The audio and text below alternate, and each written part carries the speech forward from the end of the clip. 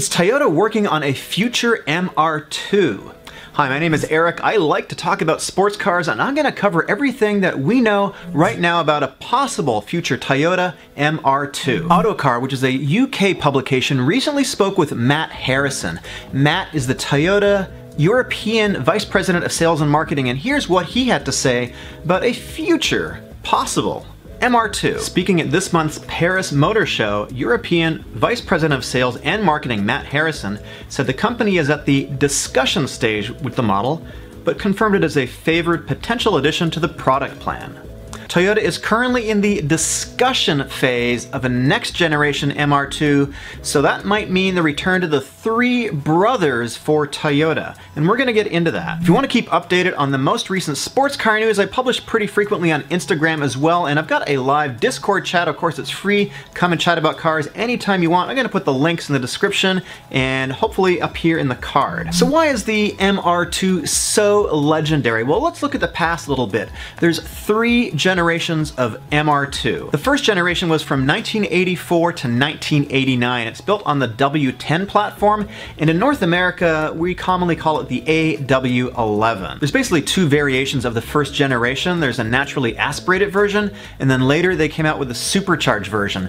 And what I think is kind of interesting about this the first generation, is it's very angular. It's very 80s in, I guess, that sort of Toyota way. There's definitely, it harkens back to like the Mitsubishis and some other cars from the era that the Japanese were doing. The next generation, which is the W20 platform, but more commonly called the SW20, is when Toyota finally put a turbocharger in the car. Now, the styling took a complete detour from the first generation, and this is actually pretty typical of Toyota to change up the styling on their generations of sports cars. Supra, anyone? And the third and final generation is based on the W30 platform, or commonly called the ZZW30. It is a Spyder only, it's a convertible only. The styling, to me, definitely not my favorite, but it was definitely lauded as the best handling of all the generations of MR2. Oh hey, Mr. 2! Actually, he's a BMW bear, so we can get rid of him, but MR2, what does that stand for? It's mid-engine, rear-wheel drive, and 2 seats. Pretty simple. I don't know how that translates in Japanese, but works okay for me. So the engine in the MR2 has always been transversely mounted. That means it's mounted side to side, much like a front-wheel drive car. When you think of a non-transversely mounted car, think of like the BMW or the Supra, where the inline 6 is in line with the drive shaft. This is mounted sideways. It's obviously to save some space. Now, the MR2 has always been known for really crisp handling, a short wheelbase, and just kind of a tossable, relatively light car. From the first generation into the second generation, they actually added about 300 to 400 pounds of the car, and people didn't like that so much. Some people think it sort of took away from the essential tossability of the car, but regardless of that, it's always been a relatively light car. So what's really cool about the MR2 is it's one of the first affordable mid-engine sports cars, and at the same time as Toyota was making the MR2, Pontiac came out with the Fiero, and that was introduced in 1984. So what about sales? How did these two cars compare in terms of interest and sales volume? So in the first 5 years of the Fiero, they sold about 370,000 cars. That's actually a pretty good number. Toyota, on the other hand, sold about 163,000. Now, Pontiac had some issues with the car, and it wasn't really regarded as the most reliable car. There actually were a lot of problems with it, so by the end of 1988, the Fiero was canned.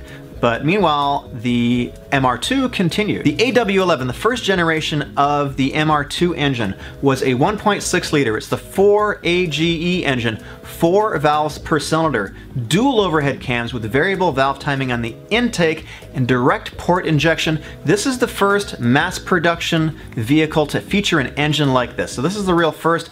This engine was really pushing the envelope back in the 80s. And the head was developed by Yamaha. Can you think of another car whose head was developed by Yamaha?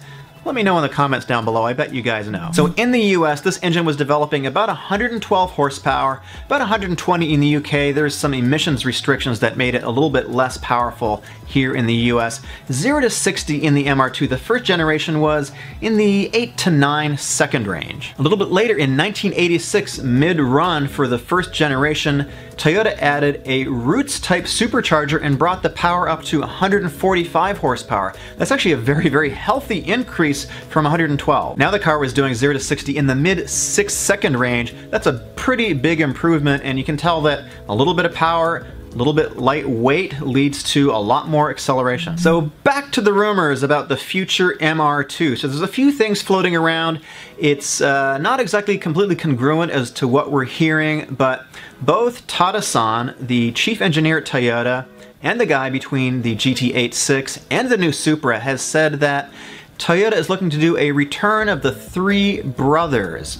And also the CEO of Toyota, Akio Toyoda, has said the same thing too. So the three brothers, they're referring to now, or at least historically, we've got the Celica, we've got the Supra, and the MR2. Now, in the present day, I'm thinking it's going to be the GT86, or just the 86 as it's called in North America, the Supra, and the MR2. So what I don't know is, where will the MR2 slot in with these three? Is it going to be below the 86? Is it going to be a more affordable, very inexpensive kind of car? Or is it going to be above the 86 and below the Supra? We know the Supra right now is at the top of the heap, and currently with just the two cars, obviously the 86 is below it.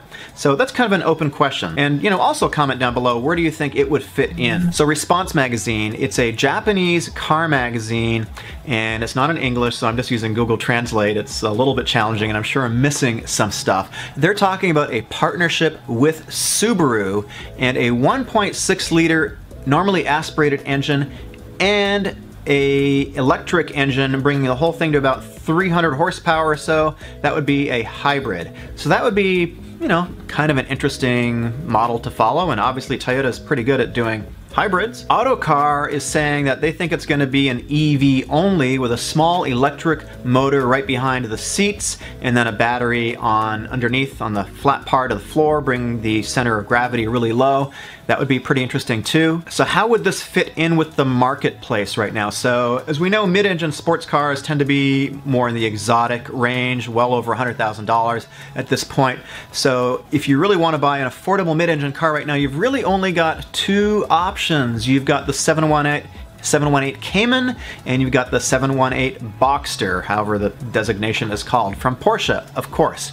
So now those cars start at, high 50s, I think about $60,000 to get into those vehicles right now for the Cayman version.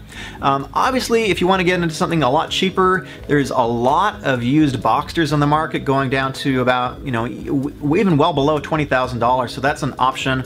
I've owned one. I think they're really fantastic cars, actually. They're super, super fun to drive. So it'd be very interesting to see Toyota's take on this, if they can do something inexpensive and bring it in around the 86 or above. If it's going to be a pure electric, it's definitely going to be more expensive, because electric technology is just more expensive right now. If it's a hybrid, I think it's going to be more expensive as well, again, because that technology just tends to be a little bit more expensive at this point. My name is Eric. I've got a Patreon. If you want to help out this channel and help me get an editor and help me basically just grow the channel, that would be super awesome. There's all kinds of benefits for Patreons.